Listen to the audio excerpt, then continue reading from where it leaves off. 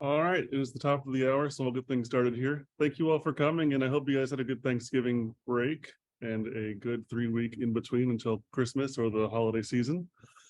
So, good afternoon and welcome to the American Floral Endowment's Grow Pro webinar series. I'm your moderator, Brian Schulker.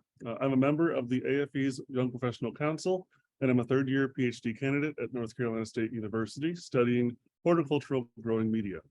My research encompasses the hydrologic dynamics of growing media with a focus on water use efficiency with renewable substrate materials.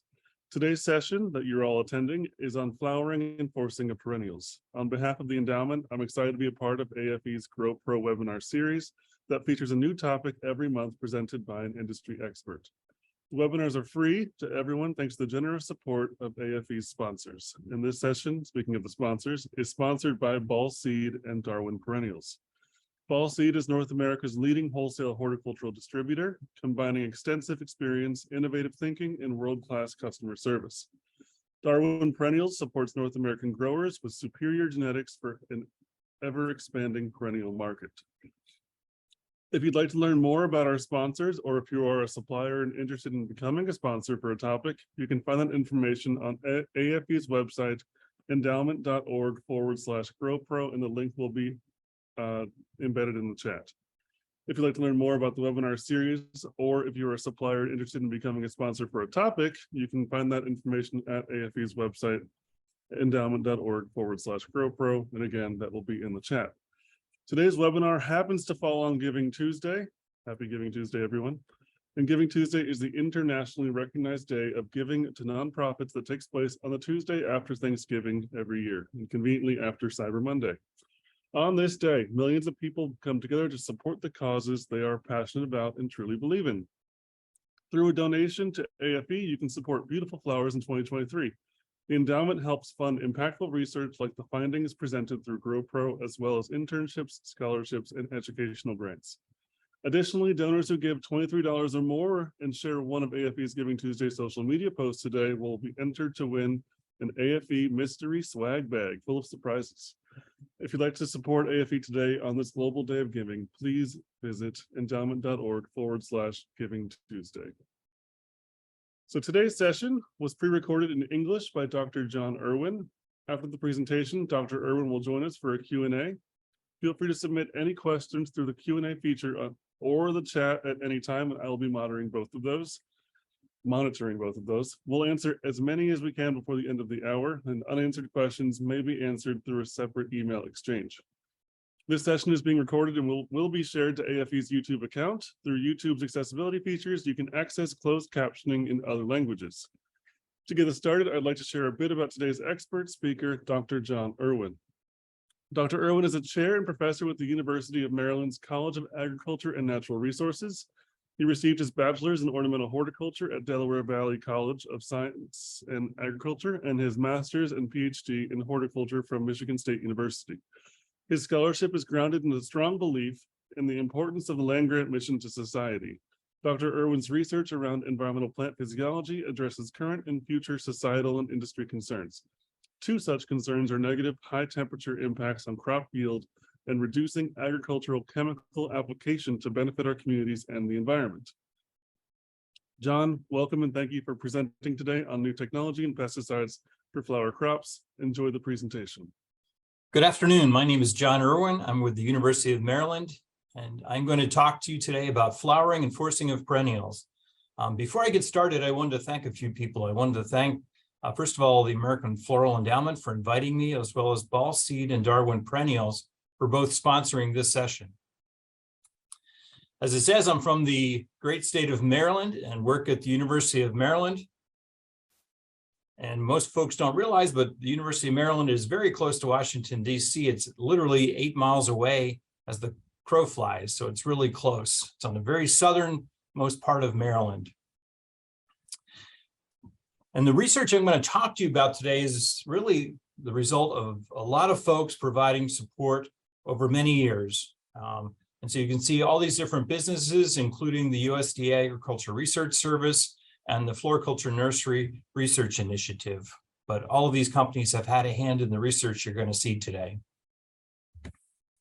So what's interesting about the industry we're in is that all of you, and by all of you, I mean bedding and perennial growers, you need to have a better understanding of what makes a plant flower than almost any other sector of agriculture.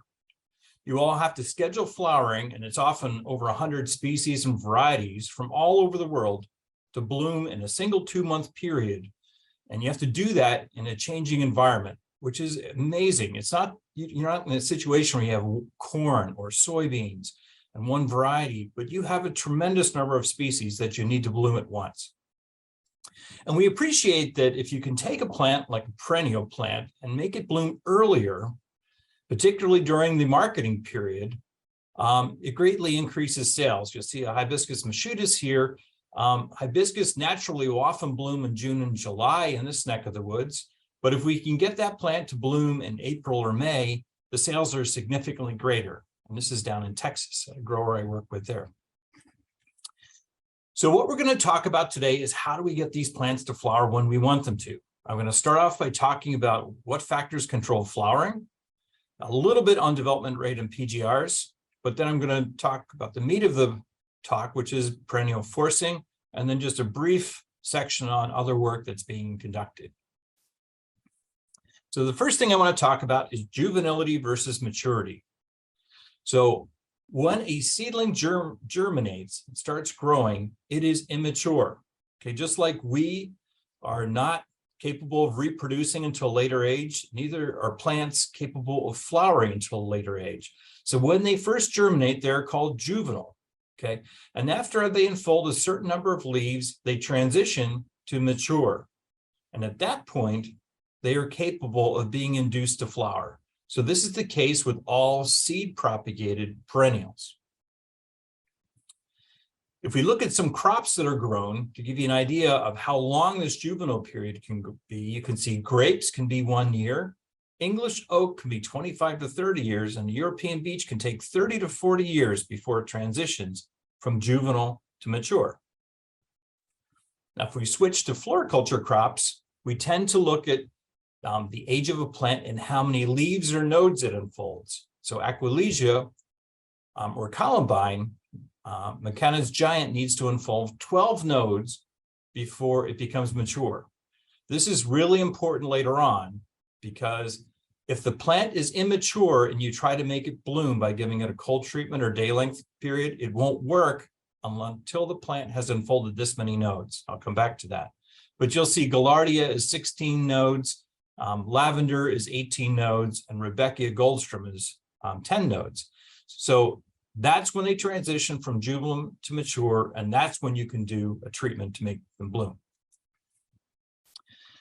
So in some cases, the juvenile period length can be reduced if you give the plants or grow the plants under a lot of light. So here's purple wave petunia. I realize it's not perennials, but it's the same concept. Both these plants have long days. One has night interruption lighting, that's NI, and the other has day extension with extra light, 150 micromole of extra light, which is 750 foot candles. And you can see the one that has the extra light, even though they're both grown under long days, the one with the extra light is clearly blooming earlier. So this can happen to a number of perennials too, and I'll go over which ones those are in the future. And we coined two terms. So when you see the term facultative radiance plant, that means that if you give the plant extra supplemental lighting, it'll bloom earlier. And on the bottom, you'll see a radiance indifferent plants. These are plants that you don't have to give them extra lighting to get them to bloom. If you give them just maybe a night interruption lighting with low light intensity, it'll work. So that's how we break them apart. Here's Hibiscus cisplatinus, which is a perennial plant in a lot of parts of the US. And you can see on the bottom, we have daily light interval, total light per day, going from 8 to 26. And on the left, you have the leaf number below the first flower. And you can see that as light intensity increases, as we move from left to right, you can see the leaf number when flowering occurs happens earlier. Now, if we switch gears and look at photoperiod, so plants will try to bloom or synchronize to bloom based on day length in many cases. We call this photoperiodism. And why does this occur? It occurs so that plants in different locations can bloom at once so that they can cross-pollinate, that bees can cross-pollinate them between different distances. So it's very important for seed production and for evolution that this cross-pollination can occur. So there's different kinds of plants. There's long day plants, short day plants, and when they transition is different with different species. So here, these are all kalanchoe species. And if we look at like the one on the bottom, kalanchoe uniflora, you see photoperiod, you see 9 hours they bloom, 10 hours they bloom, 11, 12. But when we go from 12 to 13 hours, you can see that they go from blooming to vegetative. And this will happen with a number of perennials as well. So they'll have a day length requirement. In some cases, they'll have a short day requirement, and some days a long day requirement. So on the left, we have an example of short day plants. And so short day plants means a long night will make them bloom, or a short day. And so you can see in the middle where there's a long night on the left-hand side, you can see that the plants bloom. You can see if the night is short, they won't bloom. Also, if we turn lights on in the middle of the night, it'll inhibit them from flowering. In contrast, on the right, we have long day plants. And if the plants get long days or get a long night, but night interrupted with night break lighting, in those two situations, the plants will bloom. Now, how long we have to give them the right photoperiod varies with different crops. If we come back to this kalanchoe, this is the number of weeks of short days, and you can see that the kalanchoe glockans on the top only needed 1 week of short days. In contrast, kalanchoe uniflora needs 4 weeks of short days. I'll come back to this later, but in general, when we work with perennials, we need to give them between 4 and 8 weeks of the appropriate photoperiod. And you can see some other examples here. On the far left is actually Pharbitis, which is morning glory. And Pharbitis only needs 1 to 3 days of short days to make it bloom. Incidentally, this is why morning glories, either if you plant them real early in the spring, why they flower right away, or if you plant them in May or June, why they don't flower until we get close to September, October, because they're actually short day plants. We'll come back to this in a moment, but a lot of plants, as I said, in perennials, to kind of cover all our bases, we tend to give the right photoperiod for 4 weeks. I'll come back to that.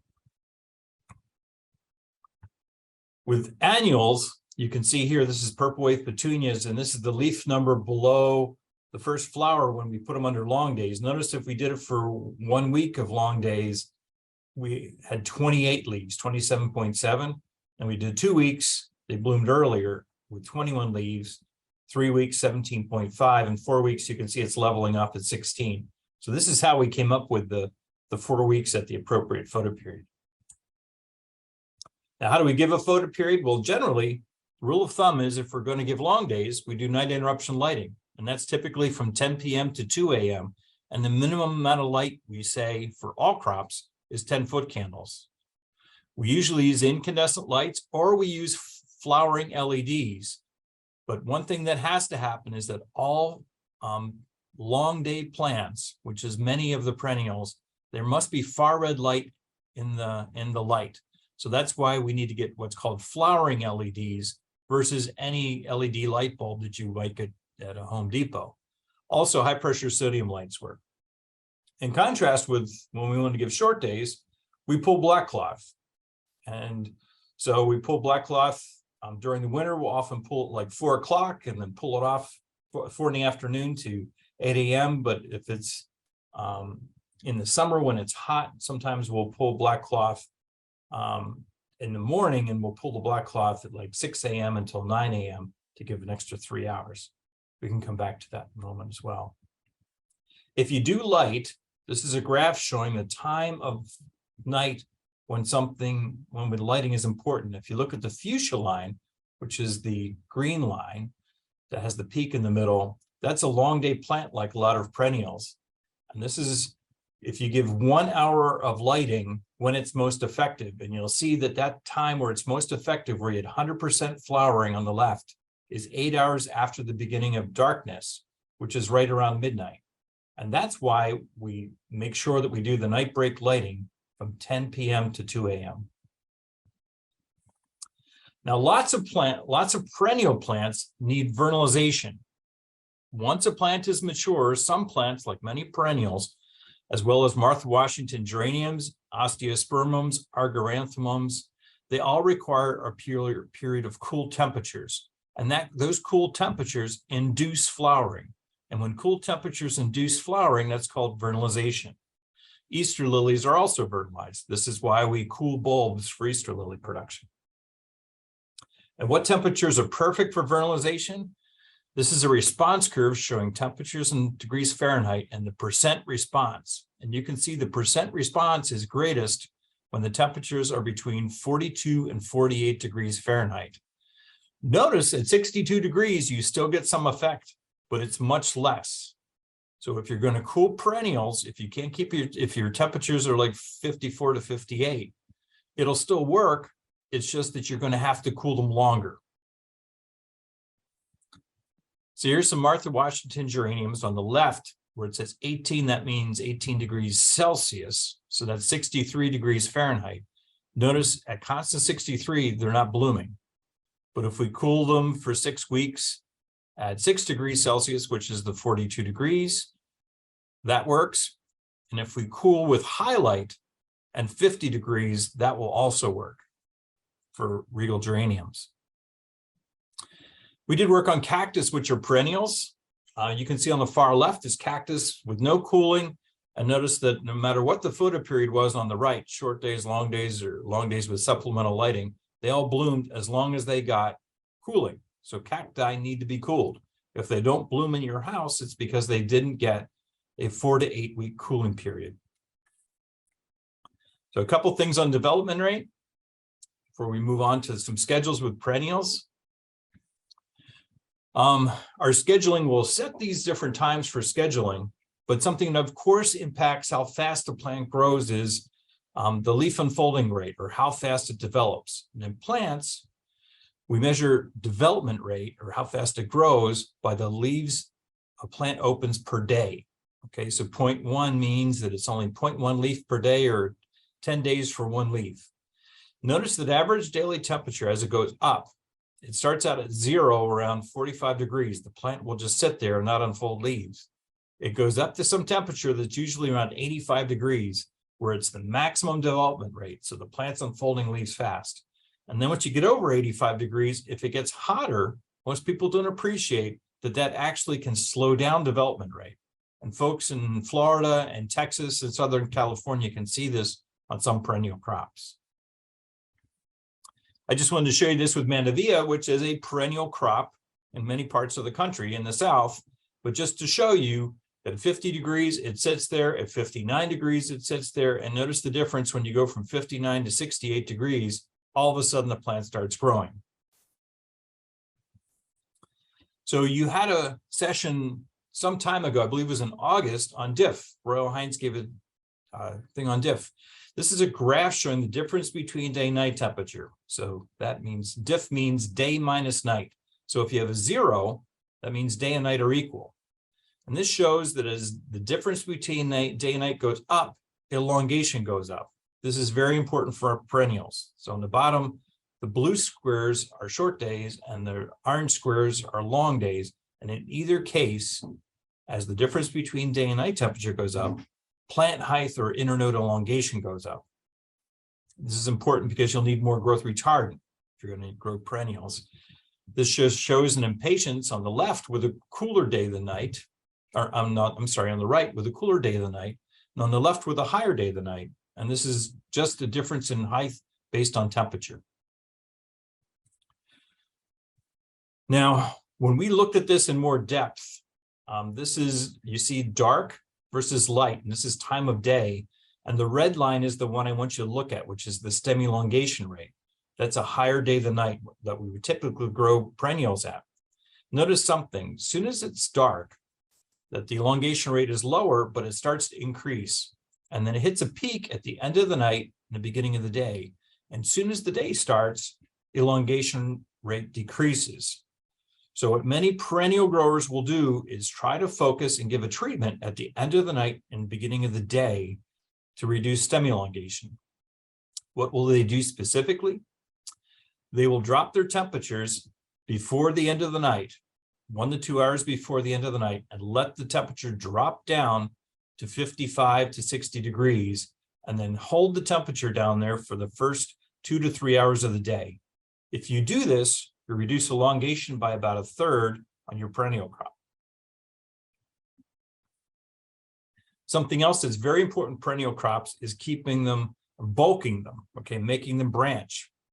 On the left, you can see a plant that has not had a growth regulator called Florel. On the right, you see a plant that has had Florel, where with Florel application, it inhibits flowering and causes more branching. So this is commonly used in perennial production. Something else that's also very important is on the top row, you see plant that marigold that got Florel and didn't get Florel. Notice if it got 600 parts per million Florel, but it was fast drying, the flower bud is still there. But on the bottom, if it got 59 degrees Fahrenheit and 85% relative humidity like morning, the Florel works strongly. So if you're going to use Florel, you should look at using it in the morning if you can. You'll get much more efficacy than in the evening. So the difference between Florel and Configure, another growth regulator that's an important one that's good for perennial production, is that Florel delays flowering about 5 weeks. It knocks the flowers off and causes the plant to bulk. So it's used often early in perennial production to bulk the plant up. And then for finishing perennials, you can see Configure can be used because Configure does not delay flowering for 5 weeks, but gives you a slight delay of usually 2 to 4 days. So Configure is another growth regulator that causes branching, but does not cause the delay in flowering. So again, it's commonly used in perennials. I've seen many Iberis crops that we've been able to grow and bulk only with Configure applications without any manual pinching whatsoever. So if we get into perennial forcing, let's look at some of the specifics, how these concepts come back to perennials and how we might put them together. So we can break perennials into different groups. So this is a lot to write down, but all of you have access to this handout. I encourage you to look at this. I'm going to go over one example. So they break into several different groups. Okay, the first group is the group where no cold is required, so they do not need vernalization. And these are seed propagated perennials. Okay, they will flower in 8 weeks or less from a plug.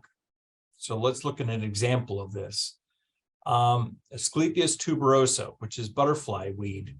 Okay, it has to have long day plants. Okay, it is especially important to grow them almost entirely under long day plants. You actually need to bulk them in 10 to 14 hours day length, and then you give a night interruption to get them to bloom. If we look at Coreopsis, in contrast, it's called day neutral. That means it doesn't matter if it's short days or long days. It's going to bloom in about 8 days from planting with a plug. And when I say plug, I'm talking about a 288 or larger plug. Notice delphiniums, when it says delphinium long days plus supplemental lighting, this is a case where you want to give long days, but the more lighting you give, the earlier it's going to bloom. Okay, now how much is too much light? If you look on the far right, up to 10 moles per day. So that daily light integral, or DLI, up to 10 moles per day is what you would want to light up to still get an effect. If you go over 10 moles, you're not going to see an effect.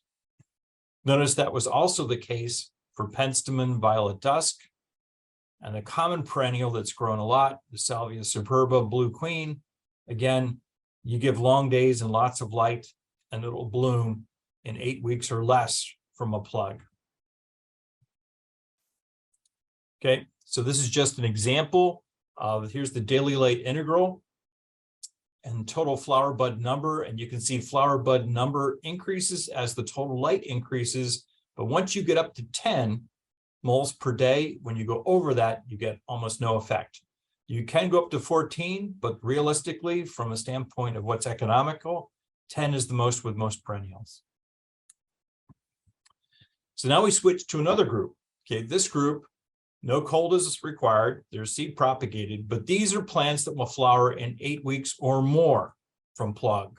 Okay, so these are going to take longer to bloom.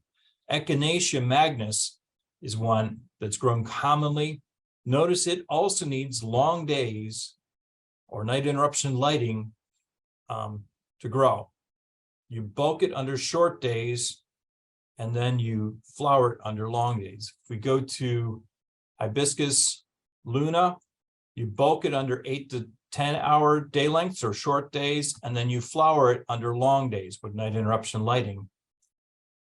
Rudbeckia goldstrom, common perennial that many of us grow. You bulk it under 8 to 10 hours, and then you bloom it with long days or night interruption lighting.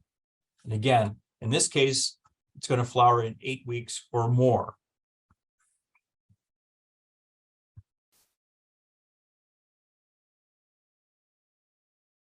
So these are plants, these are the third group of plants. These are no cold required, and these are plants that are vegetatively propagated, not seed propagated, but from cuttings. They flower in 8 weeks or less from plug. So you can see Achillea fits in this, moonshine, which is again a common perennial plant. You bulk it under 8 to 10 hours under short days, and then you bloom it with night interruption lighting. Okay. If we go to Coreopsis rosea, another plant, you also bulk it under 8 to 10 hours of short days and bloom it with night interruption lighting. And the same with Garland Heimeri as well. Now, most people will ask, like, what's the timing once you start doing long days? Well, it really varies on that average daily temperature we talked about, right? If you're growing them cool, it's going to take longer. If you're growing them warm, it's going to take shorter. So that's why this is, in this case, 8 weeks or less. But I would have to say that it is often the case that once you start floral induction, once you turn on the long days, that the plants are going to bloom generally 5 to 7 weeks later. So here's a picture. This is moonshine, okay? And you can see weeks of cold. Okay, now we'll go back just for a second here. These are no cold required. So if you look at the top, this is a picture from Michigan State with Royal when he did work. There's 0 to 5 weeks of cold. Notice that none of the plants bloomed earlier when they got more cold. They bloomed across the board. So this Achillea moonshine didn't need cold. That's why it's listed under the no cold group. Okay. You can also see weeks forcing at 20 degrees Celsius, which is 68 degrees Fahrenheit. Notice if you grow cold, it's going to take longer and it's quicker with the warmer temperatures. I'm sorry, the other way around. So now we have no cold required vegetative, and these are the ones that flower in 8 weeks, and it should say or more, not or less. This is 8 weeks or more from plug. Geranium Roseanne, there's no day length effect. So this is a case where they just flower, but they take longer to bloom. Lamium, we usually don't focus on flowering with lamium. We just try to bulk them. Lismachia, we propagate them under 8 to 10 hours of short days, and then we induce them to flower with long days as before. You can notice this Salvia nemorosa, there's no day length effect. Notice the Scalbiosa, no day length effect, and Tiarella, no day length effect. These are cold requiring vegetative. They flower in 8 weeks or more from plug. Delphinium Volkenfrieden. Notice that some of the delphiniums fit in different groups. And this is the same with some of these other perennials because they've been in many cases crossed with different species. And that's why you might see some of these in 2 different groups. Monarda, know that you bulk it under short days, and again, flower them under night interruption lighting. Perovskia is day neutral, so it doesn't matter the day length. In contrast, if you look down to aster, asters are short day plants. That's why you bulk them under long day conditions with night interruption lighting, and then you flower them with short days or 8 to 10 hours. So this is why asters, eupatorium, helianthus, and solidago all bloom naturally in the fall because they're all short day plants. So in each one of those cases, you're going to bulk them with long days, and then flower them with short days.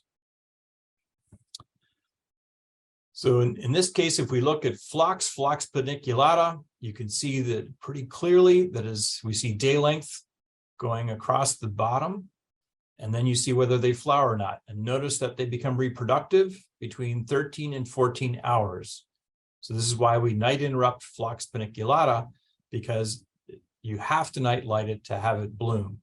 So if you wanted to have this plant bloom April 1st, you would have to back up from April 1st at least 5 weeks and start lighting it at that point. And you would have to light with at least 14 hours of day length or the night interruption lighting that we've talked about.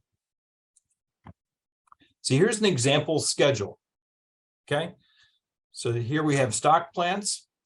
The second column is propagation with temperature. And this is the weeks that you would do it and the day length. So Achillea, notice that it's less than 13 hours, because you're bulking the plant. Less than 13 hours to bulk it for 3 weeks at cooler temperatures. You don't need to cool it because Achillea was one that was listed under no cooling. And then we force it, but what do we force it with? Long days. And then you can see the weeks to bloom is 12 weeks total. If we look at Phlox paniculata on the bottom, you can see propagation 3 weeks, and notice that we're propagating at 12 to 13 hours. Remember that picture showed that they stayed vegetative at 12 to 13 hours. We bulk them for 3 weeks at 12 to 13 hours. Then we cool them from 0 to 5 weeks. It depends on which phlox you're working with. Again, less than 13 hours. And then what happens when we want to make them to bloom? We grow them for 10 to 11 weeks, but we grow them under long days or night interruption lighting. Many perennials benefit from some cooling, even though they might be called day neutral plants. Okay, now we talked about cooling is 42 to 48 degrees. But this just shows that from 0, this is Veronica, that 0 weeks of cooling, you get no flowering. And once we get to 4 to 5 weeks at 5 degrees Celsius, which is right around 46 degrees, that the Veronica blooms. Okay, these are all plants that bloom with cooling. Okay, now obligate cooling requirement or not, I just want to emphasize something that's really important, that you have to bulk the plants up to the leaf number I said before you cool these plants. Otherwise, after cooling, you think they're going to bloom, but they won't bloom. And I see many growers that get into this situation where they'll have a problem. This is especially the case with columbine, which I'll show you in a moment. So again, you have these lists. When something says DN, it means it's day neutral. Many plants that are induced to flower by cold temperatures don't care what photoperiod they're grown at after the cold temperatures or need long days. So you can kind of see those two groups. So this just shows you, this is flower number, and this is 0 to 4 weeks. Just notice that the longer you give cooling, if we look at the top and look at the bubbles under 4 weeks, this is the percent plants flowering. Notice it's lower and that it's higher if you give 8 weeks of cooling. So the longer you cool in general, the higher the percentage of plants that are going to bloom and the more flowers you're going to get. So if you try to cut cooling time short, like 4 weeks, you're going to compromise on the number of flowers you have on your plant in general. So here's a schedule of plants that require cooling, okay? So notice Leucanthemum snowcap, 3 weeks with a photoperiod less than 13 hours, bulking 3 weeks less than 13 hours. Now you cool in this case. And so you cool snowcap for 5 weeks with less than 13 hours. And then when you want them to bloom, then you're going to give them 7 weeks of long days. Veronica red fox, notice that the day length doesn't matter, but that the cooling does matter, that you cool for 5 weeks and then force for 6 weeks. Again, you have this in the handout. Now, columbine, people will get, they'll have columbine, they'll grow all kinds of columbine and grow them together. But I want you to notice something. This is the middle column where it says leaf number before cold. Notice some of them are 7 to 9 leaves, some of them are 12 to 16 leaves. If you don't have that leaf number unfolded before you cool, you won't get blooming. If you grew these together and had, for instance, 10 leaves on mini star and bluebird, the mini star would bloom and the bluebird would not bloom because you haven't unfolded enough leaves for the plant to become mature. Lots of folks get into this problem. Also, if you're going to pinch and bulk your plant, do all the pinching and bulking before you do the cooling or day length treatment. If you pinch off your shoot tip afterwards, you just pinched off the flowers that you spend a lot of time making and threw them away. So bulk your plant before you do the treatments. So here's some special perennial considerations, and these primarily apply to the south. Creeping phlox. You generally plant creeping phlox between September 1 and October 1 in hot climates. If you plant them earlier, a lot of times you're going to get weak establishment or death. Similar situation with Iberis, it's even later. October 15th to October 1 is ideal in hot climates like Texas. If you plant earlier, again, you're going to get weak growth. Hosta, also, if you plant them in the middle of the summer, they will really struggle. You need to plant them between September 1 and October 1, again in the south, in warmer climates. And then they will bulk prior to going cold and going dormant. Last things I want to just mention are some other work that I think is interesting, that I think it's important for people to know that's happening. First thing is on root temperature. We measured root temperatures when I was at the University of Minnesota. With an 89-degree air temperature, the media temperature in the pot was 129 degrees. You can see a graph of this on the right. We were surprised how hot media temperature was. This is especially the case when you get into southeast. So we did a variety of experiments on temperature, and you can see the temperature of 95 degrees. This is with tomato, but notice as the temperature goes up, when you get to 122, you're losing most of your roots, just like that picture. If we come back to that, notice that the temperature was 129 degrees on the left, which is 54 degrees Fahrenheit. So in many cases, perennials were losing roots during the summer when it's hot. Also notice the plants are smaller. So we think this is a large issue with perennial production if the pot is black. Also, I would note that if you're growing on weed guard, your pot is inevitably going to be hotter than if you're growing on gravel. We're also looking at Atramec. These are two jasmine plants. On the left, there's Atramec at 800 parts per million. Look at the branching on that versus the one on the right, where there's not so much branching. So we're looking at Atramec application to perennial crops, herbaceous as well as non-herbaceous. The other thing is that we have a new technique using something called CRISPR that many of you may have heard about.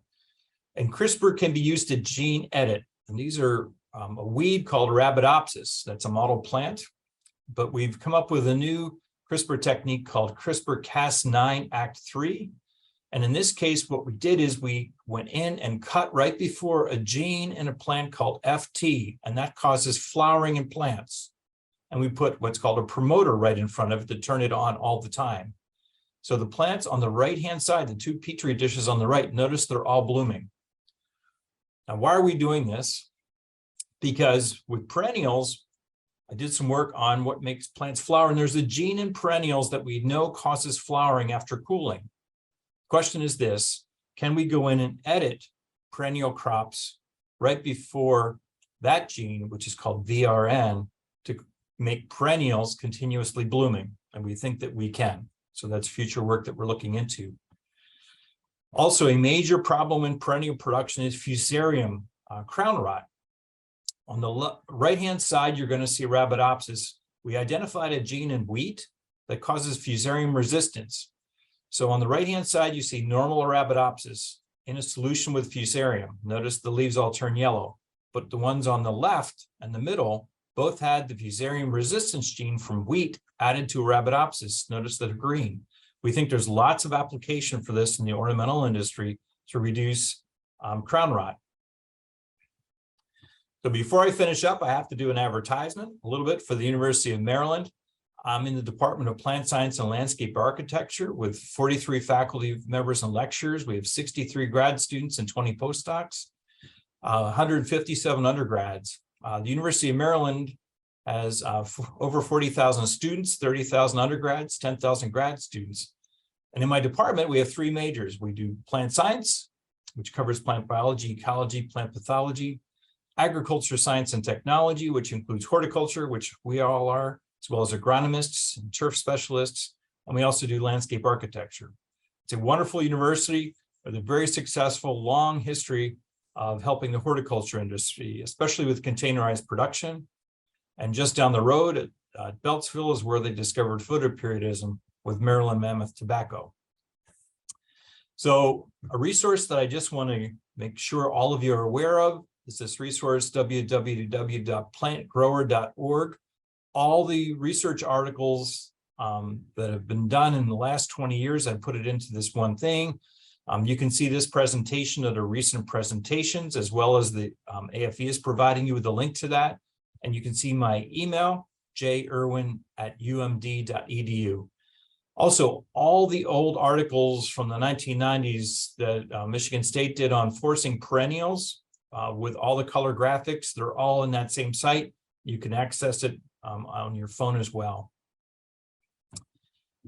Now, before we finish up, I just want to note for all of you that the next session is on Tuesday, December 20th. You're going to hear a talk on viruses in flower crops. And with that, I would be happy to take a moment and answer any questions any of you may have related to perennial forcing or anything else related to greenhouse production, if I can. Thank you. All right, John, thank you so much for that presentation. Thanks, Brian. I'd like to open up the floor for Q&A or questions in the webinar chat. Remember that if you post them in either place, we can still see them and read them off to John here. We have one question from Greg Walwy. He did mention this when you were talking about, it was one of your forums. He asked, where do we get the handout from? And I guess that was answered in your final slides. Sure. You can find the whole presentation. It is. So I haven't uploaded this presentation into the www.plantgrower.org. Also, AFE was providing a handout as well. But if they don't have that, go to that website, click on, there's a button, recent presentations, and I'll be adding this shortly. Awesome, thank you. Oh, there we go. So another question there from Pablo Costa. We manage some flowering printing plants, delay flowering just for timing. Any thoughts? Say that one more time. He said, we manage some flowering printing plants, which delay flowering for timing. Any thoughts? Yeah, I'm not sure I understand the question. Is it pruning early and then reblooming? Is that what it's referring to? I would have to imagine, yes. He said yes. Okay. So the issue with if you something that's blooming, let's say an echinacea plant or a lot of these perennials, if you prune them back, in some cases they will rebloom, particularly if they are under long days and they need long days to bloom, they'll reflower, but the flowering won't be as good as the first time in most cases. So if you're going to do the best general rule of thumb I can give you with respect to these perennials is build the plant before you induce it to flower. That's the most important thing. And so in the fall, like I mentioned in the talk, do all your pruning in the fall, build the plant in the summer and the fall, and then cool it on a plant that needs to be cooled. Or build the plant in the fall that you have the body you want before you induce it the following spring with long days. But you'll get into problems with smaller flowers and that much reblooming if you do a cutback in many cases. Awesome, thank you. And then we have another question here from Sandy. I mentioned this in the talk a little, yeah, but okay. No, go ahead. I mentioned this in many cases, especially with columbine. Shasta daisies also fits into this. People will plant either of those in the late summer or build the plant, but they won't let them unfold enough leaves to become mature before it gets cold. And so what will happen is you'll have some columbine varieties that bloom the following spring and some that don't bloom the following spring. And the same with leucanthemum or shastas. So that is a super common problem. I just want to, encourage you to bulk your plant and unfold enough leaves in the fall before you cool. But if you have some varieties that bloom and some varieties that don't bloom, and those two crops in particular, that's probably because you didn't size them enough before they got cold in the fall. That was good information. Thank you for clarifying more. We have a question here from Sandy McDonald. Do you have any advice on production of herbaceous peony, bulking these up in particular? Gosh, peony. I have had more problems with peonies, man. So I hear where you're coming from. Peonies, I've tried growing peonies in 3 different parts of the country and struggled with them in all 3 parts of the country, to be honest. They seem to have a problem like hosta. If you plant hosta too early when it's really hot, they don't get enough size or bulk enough. And people will try to save some money and get a smaller propagule and then not bulk it enough before you cool it. And then you get really weak flowering, if at all. So I would say that in the most cases, the most problems I've seen, and I'm open to anyone else who has suggestions on this because I don't have peony figured out. But the problems I've seen most is that you're trying to grow them when it's hot and they really struggle establishing, and you don't build them enough before they go through the cooling period. And then they're weak, or you buy a small propagule and then try to get this small propagule to bloom the following spring when it doesn't have enough body. So those are the 2 things I've seen, but I really don't have I'm not a positive on that because I've had problems growing them in California, Texas, and Maryland and Minnesota, come to think of it. So peony is your wild card. They're hard. I think they're hard. Yeah. All right, for Esther has a question, but this question is about where I can have the handout. Esther, the handout can be found at the link from AFE and the link that was posted in the final slide of this seminar. I'd add, beyond the perennial link, the talk I gave before was temperature effects, and another one was on plant growth regulators, and both those presentations are there too. So buy one, get 2 free. It's perfect. And the whole thing was free anyway. Yep. And AFE's writing it'll be posted once our recording is posted, which will be in the next few days. So apparently people are going to get it also in the next few days posted. Perfect. So Greg has another question here, says, we have 3 greenhouses to grow all of our perennials. Any advice to grow them better when you have a greenhouse full of different varieties that are planted on different weeks also? So the one I would treat this way, okay, some of them are long day plants and some of them are cold requiring. Okay. So, and some of them don't care. Okay. So what I would do is I would bulk your plants in probably all 3 houses and get them to the size you need first, right? And then switch one over to a long day plant and have a layout plan so that the long day plants are in a house where you're able to turn the lights on to induce them to flower, and have another house where you let the temperature drop during the winter and early spring to cool them for the 6 to 8 weeks that they're going to need. So you have one cooling house, you have one long day house, and you have one house where it doesn't matter. The plants don't care. They're just going to bloom whenever they're going to, whenever they reach a specific age. So the cool house, remember, you would let the temperature drop down to that 42 to 46 for 6 to 8 weeks. Now, let's say you're in a place where it only gets cold at night. So if it's only cold at night, then instead of needing 6 to 8 weeks, then the time doubles. Then you need 12 to 16 weeks because you're only cooling at night only. Okay, so just keep that in mind. Great. So Janos actually answered our peony issues. or answer the question to the peony, saying. What'd you say? I want to know. We'll add this to the presentation in the end.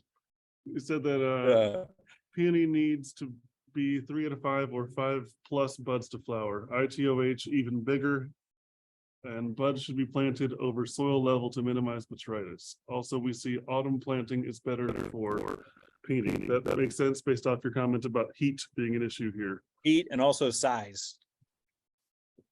Yeah. See, this is a group discussion we have going on, and I like this.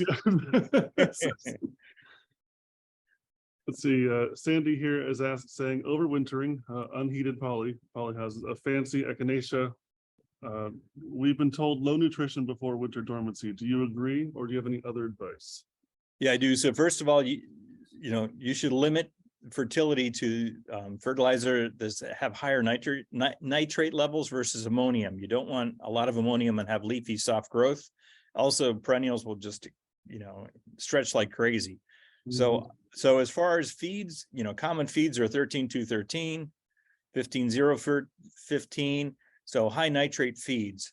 Generally perennials, you use a lower feed. You don't use you're not up at 300 or 400 parts per million. You're down at 100 to 200 parts per million. And EC after the water, generally you want 0.75 to 1.25, 1.5 as far as feed. Going into winter, you definitely do not want to go on with high feed on any of the perennials. Right. And I'm trying to think of anything else I would say about that. I think that's it. We can come back to it at some point if we have to. Yeah. I just had a question for you here. While the chat's pretty quiet at the moment. That picture you had with the increasing temperatures and decreasing root growth. I think it went up to 143 degrees Fahrenheit. Did you choose those temperatures as a technique or a treatment, or was that just happenstance how that went? Well, that first pot showed that the plant was 53 degrees Celsius, which was 100 and that was in Minnesota on an 89-degree day in September. So I figured, okay, in other parts of the country, it was going to be hotter. But the thing that's most important out of that picture is the model plant that we used was tomato, and I'd categorize tomato as a warm temperature loving crop. So I think a lot of the perennials and a lot of the crops we grow, their roots are dying at lower temperatures. And that's why you see the roots particularly die on the south side of pots before the north side of pots, or after you space. So one strategy is to keep plants close together to shade each other. But once you space, the pots are separate. They all heat up. If you do it during the summer, you can really burn up your roots. And no one's brought up fusarium yet. I'll just mention fusarium. I didn't talk about disease at all, but fusarium is, a huge problem with perennials. And I'll just tell you, from my experience and the experience that I've seen with growers, medallion is the best material to drench with for fusarium control, not just on perennials, but on most things. So. And we'll go with one more curiosity from me here. Since we're talking about temperature and containers, have you ever looked into different color containers or transparent containers for something like this? So last fall, Paul Fisher and I did a 2-part series. And one shows the picture that I showed you just with the root depth. That was like in November. And then December, he did one, which was with different pot colors. And so he found some positive results, but that was in Florida. I would say I'd wonder about what would happen in the north. Often white pots are partially transparent. And so people say, oh, they don't root as well. But I've wondered about having white pots that you drop a black pot into and grow it, and then you pop it out at the end. Also, definitely growing on gravel, you end up getting better root growth than the weed guard. And you can check the temperature in the two, and it'll be warmer with weed guard than gravel. This might be the best part about research in general, is that there's so many variables you can test for here. It's just Now Royal did some work with pot.